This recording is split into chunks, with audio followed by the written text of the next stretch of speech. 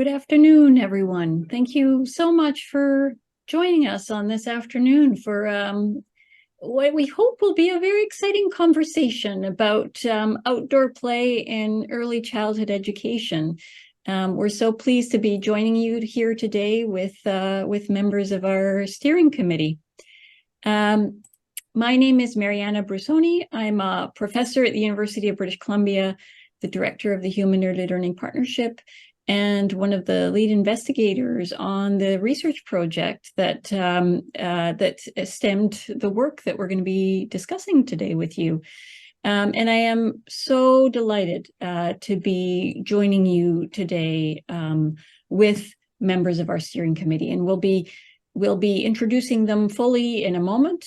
But before we go any further, I wanted to make sure that I acknowledged my gratitude to be joining you from the lands of the Squamish, Tsleil-Waututh, and Musqueam people, and to pay my deep respects to the First Nations and Métis Nation ancestors of the communities and territories that we're fortunate to work with and within.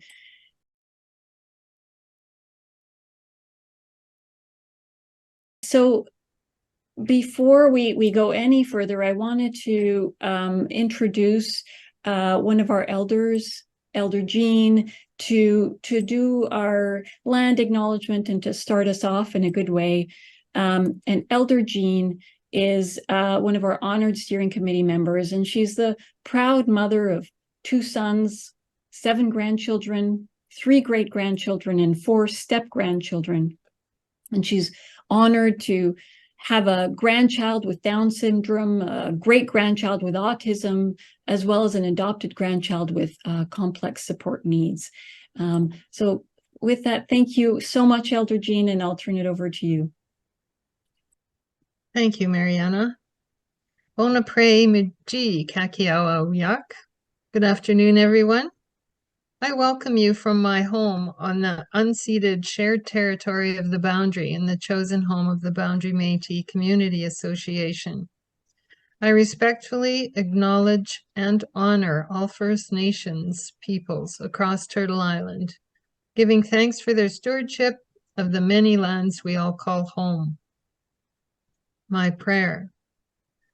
Creator, grandmothers, grandfathers, ancestors, ancient ones, we welcome you from the north and the south, from the east and the west, from the star nation above us to the earth mother below. We thank you for opening us to the great mystery and for marking this space and these people as sacred and holy. We give thanks for the presence of all attending as those delivering the passion, compassion, and profound care to children, families, elders, and communities across our province. Thank you for allowing us these opportunities to grow in the outdoor environment of our greatest allies, the forests, the waters, the plant medicines, and the very land we call home, all my relations.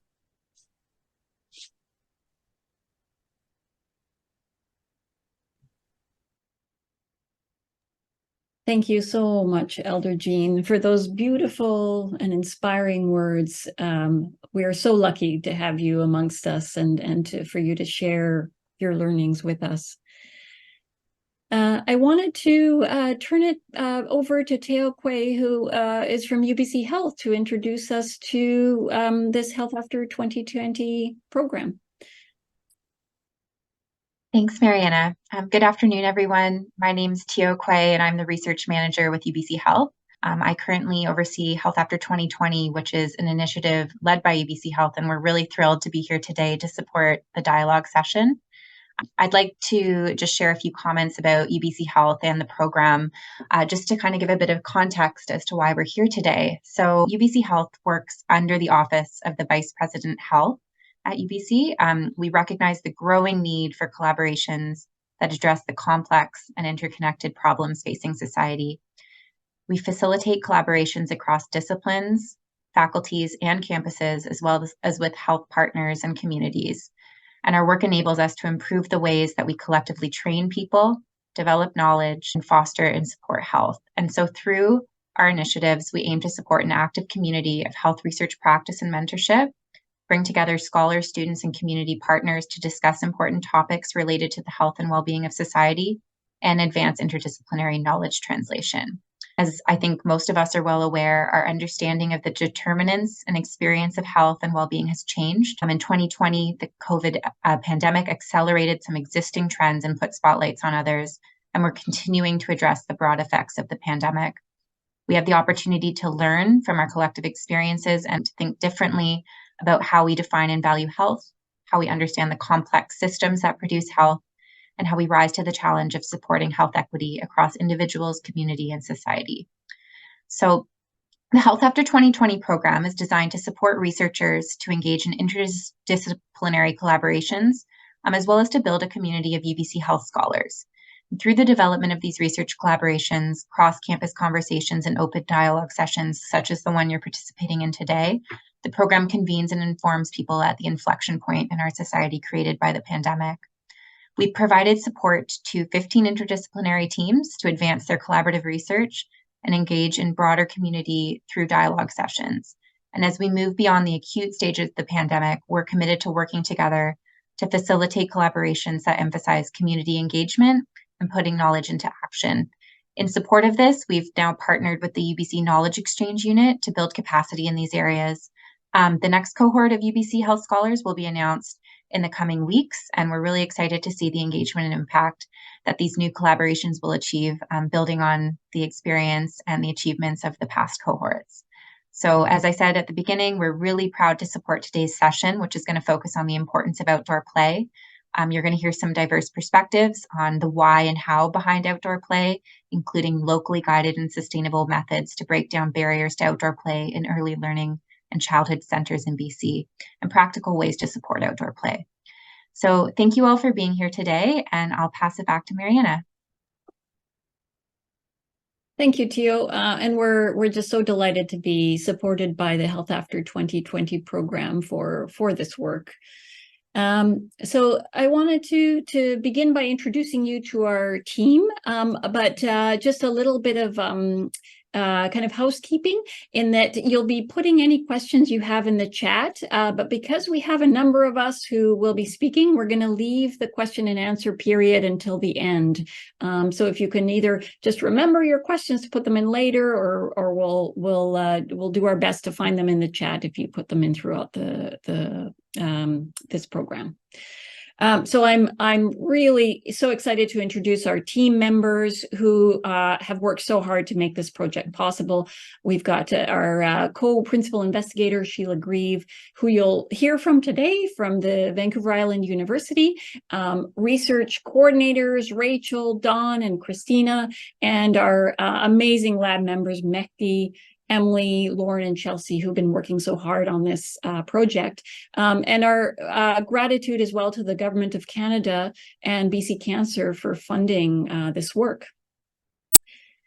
So next slide, we have our steering committee has been guiding this work from the very beginning, and this is them pictured here, and we've been so grateful to receive their guidance and knowledge. They include Elder Stella Johnson from Vancouver Island University, Elder Jean Lloyd, whom you heard from earlier, Enid Elliot from Camosun College, Kirsten Bevelander from the BC Aboriginal Childcare Society, Claire Schoenfeld, also from BC Aboriginal Childcare Society, Trudy Hill from Aboriginal Head Start Association of BC, Susan Herrington from UBC School of Architecture and Landscape Architecture, Andrea Lemire and Emily Mlieczko from Early Childhood Educators of BC, and Kathleen Kuman from Early Childhood Pedagogy Network. And many of them are online today, and you'll have an opportunity to hear their perspectives on this important topic. If you go to the next slide. So where do we begin? Well, we need to begin with children and play. And I would love it if each of you would think back to your favorite childhood play memory, because it makes this work so intuitive. And many of us remember childhoods spent outside, playing with friends, running, jumping, moving our bodies. And what people often talk about when they think about these memories is a sense of joy and fun and excitement and thrill and hanging out with their friends and just figuring things out for themselves. Well, what we found in the research is that these are very important aspects that actually that they prescribe to aspects of child development. And so, for example, children hanging out with each other, figuring things out, managing the strong emotions that come from these experiences are all really important for social and emotional development. The outdoors is an ever-changing environment, kids exploring the outdoors, trying to do different activities, figuring out what they can do and what they're capable of. Very important for cognitive development and executive functioning skills. Their physical literacy and physical development. They're moving their bodies in ways that they don't indoors. They're much more physically active outdoors than indoors. And what's been really interesting for me as a researcher over the past while is how the research is building on the mental health benefits of outdoor play, you know, in terms of kids building their self-confidence, their resilience, being in the outdoors and nature and all the benefits that provides children. And so next slide, it's no exaggeration to say that play is the engine of optimal child development. And so in terms of being in the outdoors and nature and on the land, there are some important benefits in and of itself. So the grounding and the connection to the land that kids are on and understanding their relationship with the land, that they also are part of nature. And we'll be hearing more about that from Elder Jean and some of the other speakers that will be talking to us today. There's a whole bunch of research building on the benefits, cognitive benefits of being outdoors, attention restoration, reducing stress, helping with self-regulation. And then we also know that children's experiences with nature in the outdoors early on have an important impact on their later attitudes to the environment and their sense of being responsible for the environment and environmental stewardship. And next slide. So what we want to make sure is that every child, every day, has access to these really important outdoor play opportunities. And unfortunately, there's a lot of inequity around access. And so, for example, not every child has easy access to green space or a beautiful yard to play with or time with their parents to be able to go to experience some of these things.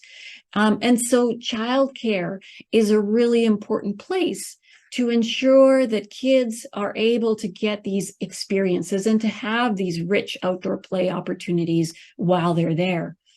And we know that about 60% of children are spend time in childcare. And we also know about the important effects of the early years. So I've just got a note that the slides are not, okay. So can everybody see the slides, or are there people who can't see the slides? I can see them. You can see them. Okay. I can. Judith can't. How odd. I can see them. Right now you have a little girl, white skirt. Yes, that's right. Yeah. Thank you, Auntie Stella. Okay, well, I'm not sure what the issues are, but we'll presume that most people can see them. So sorry about that. So we know also that that the efforts that we have in the early years, the foundation that we provide for children's support and well-being in the early years track across their lifespan. And so we really want to think very deeply and intentionally around the kinds of opportunities that we provide kids. And as we're learning more about the importance of being outside, being connected to the land, being outdoors, we want to make sure that kids have access to these opportunities every single day. So next slide. Now, this Health After 2020 project is really focused on what's happened since COVID-19 and how has COVID-19 impacted children.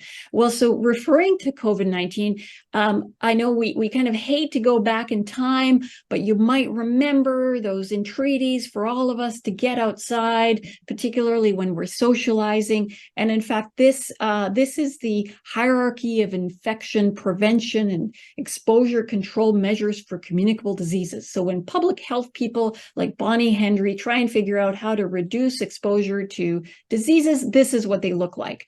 And Chelsea, just if you scroll down, the almost at the top of the hierarchy here is being outside. So there was a lot of push for schools, for childcare centers, et cetera, to get outside during the height of the pandemic.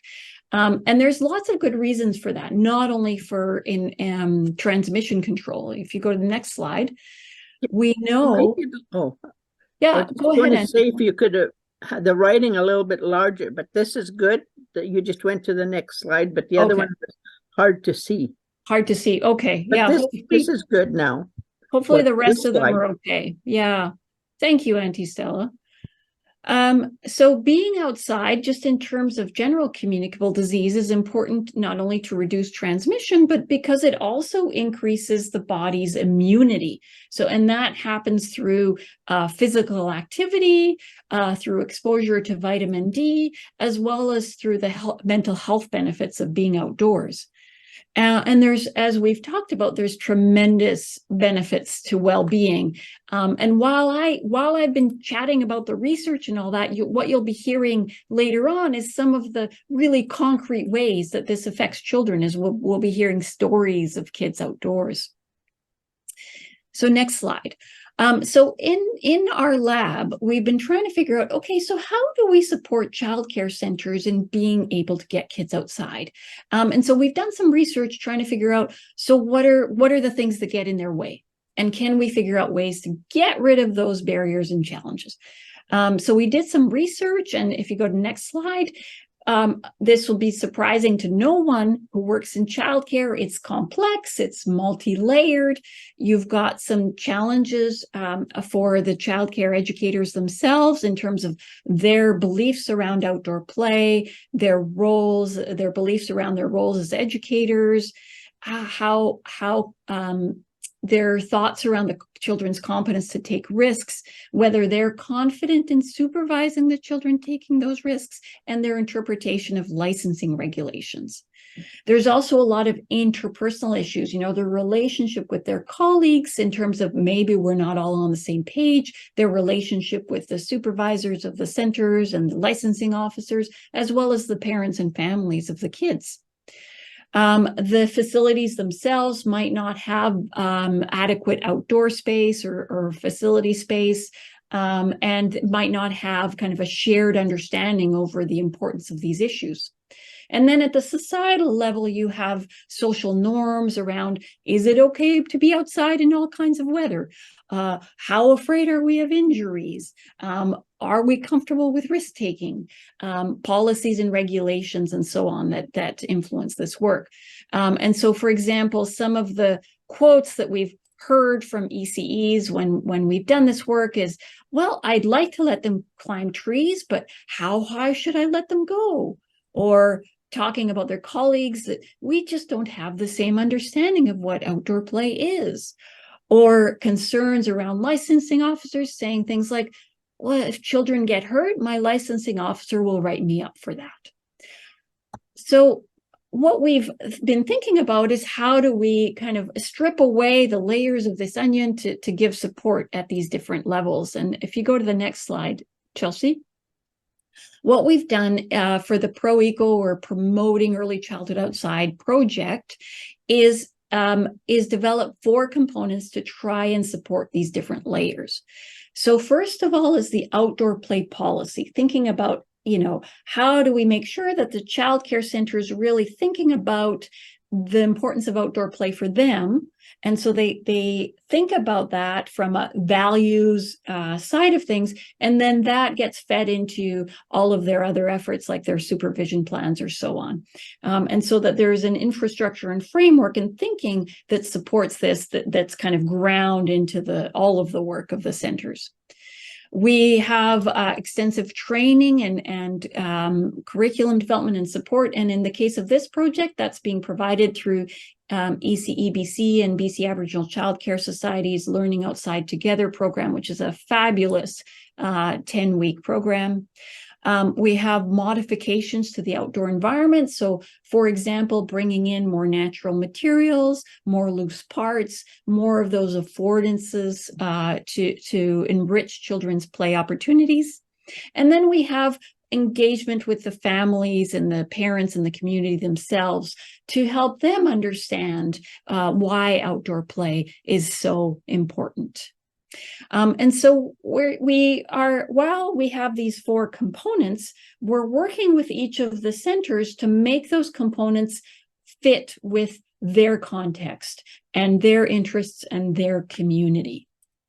And so if you go to the next slide, what we're doing for this study, this is a randomized control trial. And so we're working with 10 centers across BC. And we've had the steering committee that I introduced to you guiding project activities from the very beginning. And so the way that this randomized control trial is working is we have 10 centers, 5 of which will get the program first, and 5 of which will get it later. And we're collecting data kind of before and after each of those time points to see how is this affecting the ECEs, how is it affecting the children. And so this is the second time around for this kind of project. We are just completing a pilot study with the YMCA of Greater Vancouver with 8 of their childcare centers. And so it's been a really, valuable process to inform this work. And so I'll mention too that this is work that's occurring within full-day childcare for 3 to 5-year-olds. And thankfully, I'm going to stop talking soon, but I wanted to introduce you before I go to, this is the values document that we worked on together. So working with our steering committee from the very beginning, we wanted to make sure that we thought about what were the values that were going to be at the core of this work. What did we want to center? And therefore, how did we want to think about those values as we conducted the work throughout the rest of the project? So to give you an example for the researchers out there, we wanted to think about, okay, if we're going to pick what's our main thing that we're measuring for the outcome for the randomized control trial, we want to make sure that that aligns with the central values of this project. And we want to make sure that we're measuring that value, that outcome in ways that also align with these values. So this has been a really important and central kind of philosophy and value that has guided our work. So I'm thankfully my time is over, and now I get to take it over to our steering committee members to talk about outdoor play from their perspective, and I'm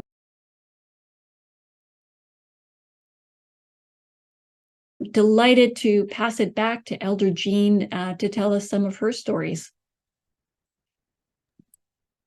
Thank you, Mariana.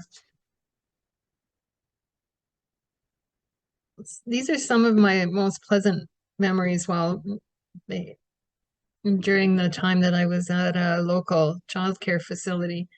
On one sunny day, we were sitting in a grassy field just outside the area of the daycare, and we removed our socks and shoes, and we watched the children free play. And one little girl came over and she placed her feet resting on mine, barefoot, sole to sole. Her mother is a teacher at the facility, and she was sitting next to me, and she took a photograph of the moment. Mother Earth connecting and grounding. It was a beautiful moment. Another day I was watching a child who had just received his Métis sash, his first Métis sash. So he's asking for guidance on how to use it and how to wear it. And then very quickly, he's racing around the outdoors, gathering and carrying his tools for his imaginary journey in the canoe on the playground. During a walkabout in a rural area outside of the facility, we were led past a huge ponderosa pine tree, where one of the children allowed a small beetle that had landed on him to crawl on his hand while he calmly observed the color and the pattern on the beetle's back, the wings and the antenna and the legs, and the behavior of this tiny winged one. I watched as the two beings connected, such a gentle curiosity on both their parts. Mother Nature at work in the natural world. Ponderosa pine is also a lovely way to introduce the children to her bark. It emits a caramel-like fragrance, and I could barely wait to introduce the children to the giant being. So on this warm summer day, we took turns placing our noses as deep into the contours of the bark as we could, taking deep breaths. And the fragrance of the caramel is so wonderful that the children, well, I don't know who was more delighted, it might have been me, but it was another of the outdoor spaces that we were able to share, another gift. So the plant people, in the boundary, there's a lot of great mullein. I call it the boundary lotus, because sometimes it just looks like a beautiful lotus hugging the ground. And the children were able to witness how the different seasons of the lotus, of the great mullein are. There's one season where the stalks grow really tall and they're full of tiny flowers. They look almost like corn. And then the next time that you see it, it may just be like a lotus hugging the ground, another cycle of its life. And they get an opportunity. I try to give them an opportunity to touch so that they get a sensation of the touch. They observe so that they get and sometimes a smell, or just a couple of different ways of looking at it will help them to be able to witness what this flower is, or maybe be able to recognize the plant at another sighting. Gumweed grows abundantly here. It's dark green foliage and bright yellow flowers. It's prickly and has a sticky, almost turpentine substance on the foliage. And it gives the children more than one of their senses to remember, or perhaps recognize the plant again. So the now what for me is the adventures that are available to all of us, the joys of sharing, the wonders of observing, and the opening our children and to ourselves the gentle teachings of the natural world, allowing us to all breathe deeper and to find the space to relax more fully. I pray that you share an outdoor adventure with children or your own inner child soon and regularly. Merci for allowing me to share these adventures. Kiawama parente, all my relations. Thank you, Elder Jean. It's, I can talk about the research all I want, but the stories like those are what really lift up and put this work in our hearts. So I really appreciate you sharing some of those beautiful things that have happened as you've been sharing the outdoors with kids.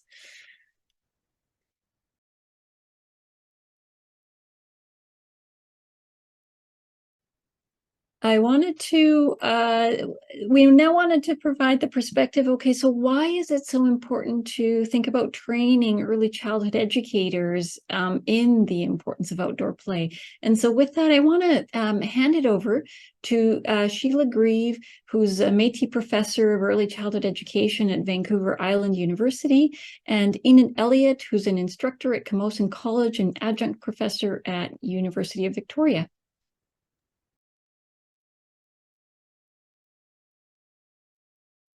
Okay. So here we are. Sheila, you lead us off. All right. I would like to start by saying thank you for those wonderful stories. I know that when you were talking about smelling the bark, Elder Jean, I know I was inhaling deeper right here in my office, and I can hardly wait to go outside and smell some different things again, because you're right. When we're outside, all of our senses are engaged. And that's part of what we're here to talk about. Why outdoor play education, or why outdoor education is important for early childhood educators, both those in the field and those who are currently taking their education. Yeah, because it's going to make their job a lot easier if they head outside and find space where children can play and investigate, you know, particularly if they investigate the natural world. So I think it's important to encourage students to start to think about how to introduce that to playgrounds that don't necessarily have an outdoor, a more natural component. So maybe we have the Mariana was mentioning earlier, outdoor play, being outside, is important because it keeps us all healthier. It's not just the children that remain healthier, but the ECEs do as well. And as Enid was saying, it makes our job easier to be outside, because when our outdoor time is, and when it happens in a really good way, we'll find that the children eat better and rest better. And research has shown that there are less negative behaviors occurring outdoors than indoors. So when you're outside, you can really enjoy your time with the children. But I think, as probably Sheila, you know too, as instructors in early childhood and post-secondary, we know that not all students come being comfortable being outside. So I know one of the things at Camosun that we're trying to do is get students outside in all of our classes, you know, just at least a walk outside or a chance to sit, you know. And I always tell my students, you better come prepared for the weather, because it's rainy where we are. Yes, and thinking about what can we do outside that doesn't involve plastic toys, things that meet the Sustainable Development Goals, and really think about our environment as well. I think we can go to the next slide as we talk about some of the importance of being outside. In this slide, really, I think it goes back to what you were talking, Elder Jean, about the idea of children feeling connected to Mother Earth, right? And I found that children really do like to connect. In fact, I call this really getting grounded. But we have to be comfortable, and this child is comfortable. Yes. And that comfort needs to be both physical and emotional, because not everyone that works in early childhood education or that enters into this field of practice has experience outside. Not everybody has that connection, and not everyone feels safe when they're outside because they're not in a familiar space and they're not sure what to do. It can be hard to know what to do when you're uncomfortable. Go ahead, Enid. Yeah, well, I was just going to say next slide to just emphasize our point of having the right kind of clothes and shoes to be outside. And that can be sometimes tricky for students because it can be expensive. Educators as well sometimes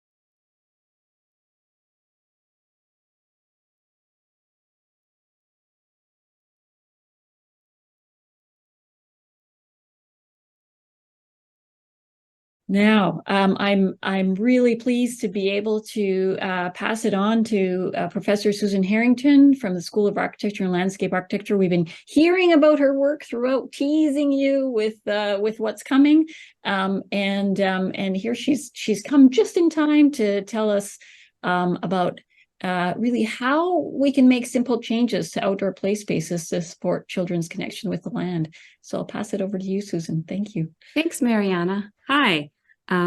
Thanks for inviting me. So my students, I had 14 students who are in the School of Architecture and Landscape Architecture, joined me in the fall of 2021 to design and to construct many of the Pro Eco 1 YMCA projects. So I was just going to share one of them with you because we don't have a lot of time. And this was one that I think probably had the most things that we've done. Can we go to the next slide, please?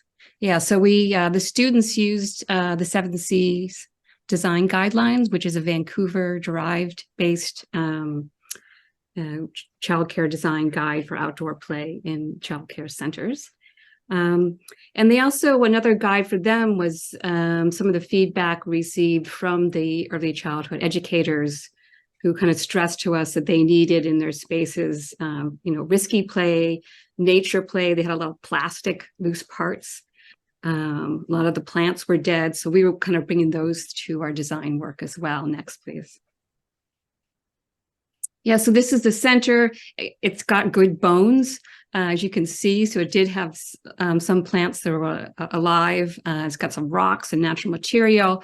Next, please. But you'll see there was also these big expanses where there had been a piece of equipment that had been removed. So there was nothing there. There was 2 of these spaces. Next, please. And so one of the things we did is, and this was kind of an additional cost, we brought in the Eric Scragg, who is an artist who works with felled trees and their roots, and he makes these amazing climbers with them. And next, please. And as you can see on the right, the after, it's very unusual looking. Next, please. And, again, these are less expensive than a manufactured play equipment. It offers more diversified play. It was a lot of fun because when we got to see the kids play on it, and one of them said, we're on a dinosaur. The other one said, no, we're on a horse. It's a big horse. And, I think when you have things that are sort of open-ended like this, it's not designed as a castle or as a ship or something by the designer. The kids bring their own imagination to it. And so I just think it's a really good opportunity. And if you can reach out to people into your community, if you know woodworkers, because Eric is not the only one doing this type of work, but I thought it was really successful. Next, please. Another area was this area, again, where the plant material had pretty much died. Next, please. And the students created what they called a labyrinth. It wasn't technically a labyrinth like you see in a church, but it was this kind of maze-like space. Next, please. And and you can see it on the right. And they put in these stone paths with fairy glass and pebbles. And you can see the plant material there. It's called Little Bunny. And the kids just loved this because we, of course, were constructing this when the kids were there. And they have these little, next please, kind of the tops of them look like little bunny tails. And so the kids just loved playing with them and picking them. And the whole idea for the students here was they were thinking of Ellen Sand Center's risky play, which is one of the types of risky play is getting lost. Now, obviously, an adult wouldn't get lost in this space, but once these plants grow, they get to about a meter high. And so a kid going in there will think that they're almost lost or that they're in this very mysterious, magical place. And this is obviously during a dormant period. Next, please. The students also devised these little booklets, next, please, to show how the kids and the ECE can care for the plant material. And so they had the strawberry, there's a little bunny plant, carrots, next, please. And next, yeah, and radishes. And these are all just sort of symbols of how they could care for them throughout the year, because plants was a big component of this. Next, please. What I'll show you next is something that anybody can do. It's these grow bags that the students discovered. Next, please. So these are little, you can buy these online. I think you can get them at the Home Depot as well. But they're lightweight, they're bags. They have a dual purpose. They were to guard the building from the kids coming down the hill with their sleds. So they were crashing into the building. So during the winter months, they absorbed the impact of the sled. And then during the growing seasons, the kids plant wild strawberries and other things into it. And the kids like it a lot because they can also move these around. So you can make sort of subspaces with these. And of course, when you move them, you'll discover things underneath them like worms and stuff. Next, please. And so here it is serving as a buffer for those sleds during the winter. Next, please. And another thing that would component to the Pro-Eco project was bringing in dappled light. And this was working with BC Cancer Agency. And, you know, dappled light is not something everyone always understands, but it's light that's, if you've ever stood under a tree, like a deciduous tree, you get this kind of dotted light that's speckled. It's not just solid shade. And that's the ideal kind of light that you want to be in. And you normally get that from trees, but you can't always afford to put into a mature tree. And so here the students devised, this was an arbor that really didn't provide any shade at all. And so what they did was they found, next please, have you ever gone hiking and you've seen these sort of trailblazing tags that show you where the path is going, where the trail's going. They use these and these really nice shades of colors and attach them to a rigid wire mesh frame, make sure it's rigid. And then, just strung those down. And once they were attached, next please. And then that created this kind of dappled light underneath. And it also just added a lot of color and fun for the kids who tried to leap up and grab them.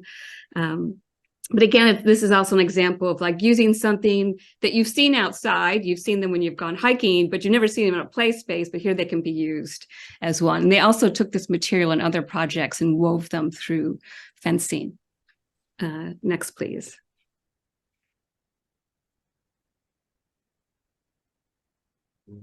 And next, please. Sorry. Okay, yeah. And so then one of the last things we did was put in actual dappled light shade structure. And for this, we worked with Canada Sales. And I highly recommend if you're going to be putting in any kind of sunshade structure, that you work with a professional because of wind. You'd be surprised how much power the wind has. And I think that's really, something that's very important to kind of figure out. And you can see in the image on the right how the sun was really coming down in this one spot in the yard. Next, please. And so when the students designed the shade for that area, they burned holes, as you can kind of see in one of those images, to let this kind of dappled light in. And one of the reasons they burned them is because, it's the kind of material that if you had cut those holes, it would have frayed and the hole would have just gotten bigger and bigger. But when you burn it with a blowtorch, you're actually melting the edges. And so next, please. And so you can see here it is afterwards installed. Next, please. And there was a whole bunch of other things that we developed that kind of came in addition. We created some sand pits, wood chunks. This was a very interesting moment because the students showed up, there they are in their truck. They'd found these chunks of wood that some other students were working with. And they wanted to bring them in the play yard. So this is raw pieces of wood. And so we made an appointment with the licensing officer and they looked at them because, you get slivers from these. But they were real wood and the kids could lift them. They were light enough to lift. And so they approved them to bring them into the yard. And then we had some additional garden beds. And it doesn't show here, but for all the garden beds and the maze area, we made our own mulch, which is something you can do that's very inexpensive. And it's, you can take a leaf, they're free, and you may have to make sure you cut them. So you cut them into kind of linear strips, and then you sprinkle like you would mulch. And the reason you want to cut them is because if you don't, they kind of plate together and they actually create an anaerobic condition. But if you cut them, that's a really cheap way to make mulch. And the kids had fun because we decided that we were just going to do yellow leaves. And so they would run out and try to find any yellow leaf they could find in the yard. And so they actually played a part in this. And then they also created storage. Next, please. So I just wanted to conclude that, this is a big project for the whole group, and it's very complex working in an early childhood education center.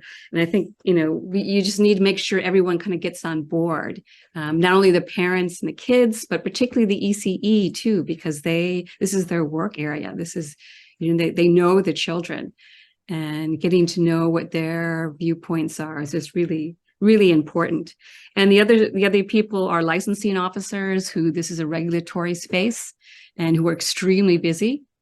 And then maintenance. And that again, making sure that, maintenance is aware of what you're doing and they're in agreement to help you maintain it. Because I think we like to think that the kids in the ECE are going to maintain these, but they often don't have time, and they can maintain some things, but not all of the area.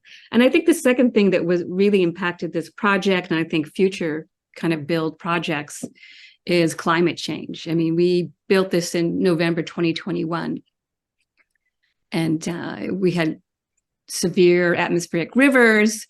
We had our tent collapse, then it got blown away. We had to actually move plants that we were going to plant under shelter because it was raining so hard and they were drowning. So I think it's just something you really need to take into account now. But I hope you found that useful, and thank you for inviting me. Thank you so much, Susan. Susan and I have been working together for years. It's been about a decade now, but every time I learn something new, and I so appreciate your unique perspective on this work. It's essential. So now we're going to open it up for questions. So you can either put them in the chat, or you can unmute yourself and just go ahead and ask them, raise your hands, or whatever you prefer. We're open for anything that's crossing your mind. And I can see that someone asked, Becky asked for Eric Scragg's contact info, but not sure, Susan, if you have that or can share it. Yeah, I can share it. Let me. And we can always send it out after, Becky, if we have your contact info from the registration list, then we can also send it to you. So any questions from anyone? And do you know if ProEco would be opening up to take in more applications? Oh, good question. Well, ProEco 1.0 and 2.0 were research studies, which in fact are kind of time limited. And so what that means is that we've already chosen the 10 sites that are part of ProEco 2.0, and we've been working with them for quite a while now. So the short answer is no, but we do want to develop guidelines for this work and recommendations and best practices. And we've already done a lot of that work, but we're in the process of developing it. And all of that will be available on our lab website, which I'll post in a moment at outsideplay.org. We're in the process of kind of revamping our lab website, but that's where it will be. And then, anybody could pick this up and think about how it could apply to their centers. And then, Emily, I don't know if you want to say anything about a LOT program and what might be the future of that and availability for people across the province. Yeah, thank you. Yeah, for sure. I am encouraging people to put their name on a wait list for the next cohort that we'll be going through, and we're looking at different opportunities into the future. So I'll put it in the chat as well, the link to the program from ECBC, and please put your name, like email the contact there, and we'll make sure you're on a wait list for the next opportunity. Great. Thank you, Emily. Any other thoughts or questions? And I've just put in the lab website. What you get when you go there is our old website. So come February, we'll have our new website, but keep checking it out. Any other questions or thoughts or comments from anybody? I have a question, Mariana. It's Tio. Mm-hmm. So I'm just curious if some of the sort of principles or guidelines that are emerging from the work are already reflected in some, champions or, exemplar community members or organizations that are already out there in BC, and if you can speak to that at all. Yeah, good question. I mean, we spent the last 3 years working with the YMCA, and there's 8 sites that we worked with that are still doing this work. Now it's hard to kind of send people to see them because they are childcare centers and they don't really want people kind of coming through. But we're doing so.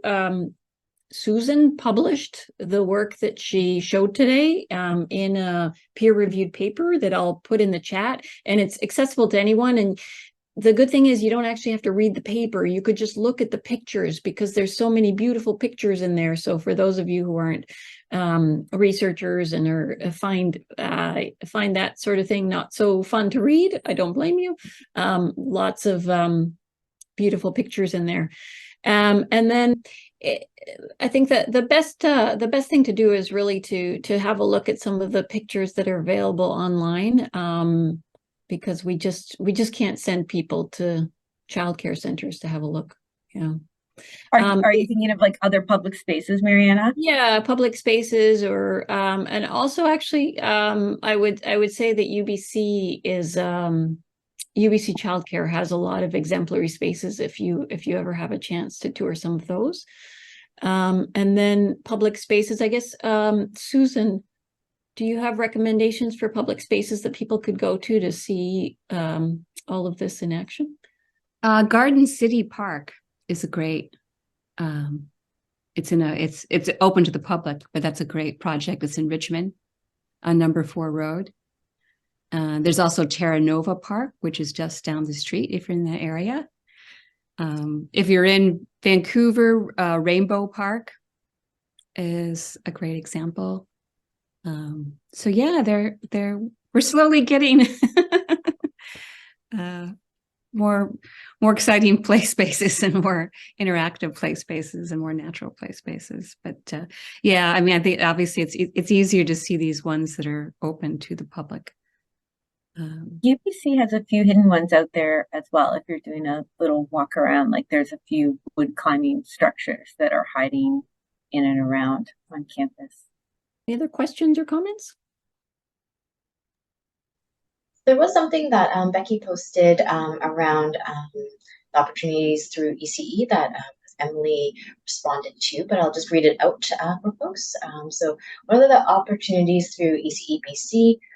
Is it the Learning Outside the LOT program, Learning Outside Together? If so, when is the next intake date for LOT? And so Emily responded, yes, the LOT program, the next intake hasn't been determined yet, but more information will be available in the new year. Maybe just to expand on that a little bit, obviously there might be some interest among people that are on the call around resources or other routes where, they could take steps towards adopting some of these ideas. Does anyone among the speakers have any thoughts on maybe community resources or other routes that people can look into in order to explore some of these ideas? Yeah, thanks, Tio. We have so many resources and available that it's hard to even list them all for different components of this work. So I posted Susan's 7 C's, a link to that in the chat earlier. I would encourage people to have a look at that because it's a really beautiful piece of design wisdom. Also try and find a link. Another really great resource is Scotland developed this tool for loose parts toolkit. that has some really practical and wonderful wisdom in there. And then just kind of keep your eye out, because we will be developing more material for this. The other thing that I can mention is that we just released a tool for teachers. So it's for a slightly older age group, but it's a tool for teachers around how to take their classrooms outdoors. And it's a tool that was designed by teachers for teachers. So it was based on the work of Megan Zenny, who's a PhD student of mine, but also has been a teacher in the Richmond School District for over 20 years, who was able to kind of distill what did teachers wish they had known, in terms of trying to get their kids outside, and what are the challenges and barriers. And so there's lots of lovely little short videos around overcoming those barriers, many of which also apply to the younger age groups. And then on the outsideplay.org website that I gave you, there's a tool specifically for early childhood educators that was based on the research that we did, that also helps them address some of the barriers and challenges in terms of trying to apply that to their own practice.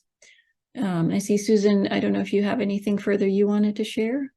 Yeah, there was a question from Eric that about the childcare design guidelines. Yeah, they're working on that harmonization right now. And I've given like several presentations to City Council on the importance of giving children enough outdoor space to play in. And so the Vancouver Child Care Design Guidelines that were established back in the 1990s, they gave a full parking stall of space, if you can think of a parking stall, for each fully enrolled child. The provincial guidelines is half of that. So if you think of a kid only having a half a parking stall to play in outside, that's not very big. And I think as we densify and we get smaller apartments and condos, and particularly less opportunities to do really important gross motor activities like ride tricycles, that we need these outdoor spaces in our childcare facilities that are going to accommodate things like that. So I think, it's really important. I don't know, I mean, that's still being worked on. I'm actually working with people in the city right now. And if I could make a little plug, Mariana, I've been working with both Vancouver Parks and the City of Vancouver with my students. Again, these are SALA students, and in envisioning childcare in parks. And so we are looking at 5 Vancouver parks. We've been doing this all term, and the students have designed outdoor play spaces in those parks, where the 3 to 5 areas will be open to the public in non-operational hours. And we are having an exhibit in City Hall in January. That'll probably be about mid-January. When I get the dates firmed up and I drop the invitation, I will give it to Mariana to send out to all of you. But if you're interested in space, because this is one of the kind of negotiations around space, could we at least have it in a park space that has a healthy environment for kids. And these spaces are designed the full parking stall dimensions. But anyway, that's what I can say on that. Thanks, Susan. It's sad that we give more space to our cars than our kids. Yeah, it is. Well, thank you so much, everyone, for listening. Before we close out, first of all, I wanted to turn it over to Auntie Stella to round us out in the beautiful way that she always does, and then we'll turn it back to the Health After 2020 folks. So, Auntie Stella, over to you. Thank you. Unmute myself. There we go. Tanche kahtiau kiawau, nimi wihtino mota kapi apian sunai moaski, BIU anti-stellan sihkason. Apsas ngai mahano ma kispin nohtawi tapiwi chiu ya kuma tamio mahtuhos yak tamaskausi ya kuma kigoi kawistota ma tamio tihi ya kuma. Oh yeah. Kamiyogisigak. Excuse me. Our Creator, we humbly ask for your presence this day. I know you've been with us, and we hear your voice in the winds. Your breath gives us life, and all things life and energy. We're thankful for the great work that they're doing here for our children. Give them the strength, the energy, and the comfort to continue the great work, and wish them good health, and enjoy the family in the holidays this year. Merry Christmas and Happy New Year, and good family time and rest. So we'll be ready to do some more work for our children, the great work that you're doing. Thank you for all these blessings. And also, we always would like to have comfort and blessings and strength for our families and friends that are struggling. Bless them that they will be able to have a comfort holiday season with whoever they can be with. We thank you. Haichka hahe migut kinaskum tanan masicho. Thank you all. Have a good evening. Thank you so much, Auntie Stella. Beautiful words, and the rest of you can see how lucky we are with our steering committee and the expertise, the love, just the beauty of the work that we do together. I'm ever so grateful every time we get together. Thank you so much. So I'm happy to pass it over again to Teo and to close us out. Thank you, Mariana. So thank you everyone for joining today. That was absolutely fascinating hearing all those different perspectives around how we can promote outdoor play. I think we'll have a lot of resources to share with this group when we follow up after the event. And if you're looking for more information about future Health After 2020 events or the program, colleague Hillary has posted some links there for you. If you want to stay up to date on other UBC Health goings on, you can sign up for our newsletter as well, and we'll be in touch. So thanks again, and look forward to seeing you at some of the future Health After 2020 events.